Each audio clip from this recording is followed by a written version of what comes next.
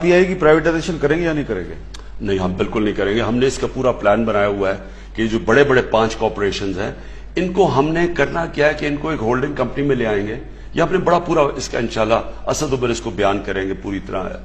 اور ہماری کوشش ہوگی کہ ان کو بالکل پولیٹیکل پریشر سے نکال کے ان کو پروفیشنل ادارے بنا دیں اور پروفیشنل اسلام. میں مثال دیتا ہوں کہ میں دبئی میں شیخ احمد کو ملنے گیا. شیخ احمد تھے اور پتہ نہیں ابھی بھی ہیں ایمریٹس ایئر لائن کے ہیڈ ہیں. انہوں نے مجھے پورا ایکسپلین کیا. پہلے بتایا کہ پی آئی نے ایمریٹس ایئر لائن بنائی تھی. شیخ احمد نے مجھے بتایا. پھر انہوں نے بتایا کہ وہ کامیاب کیوں ہے.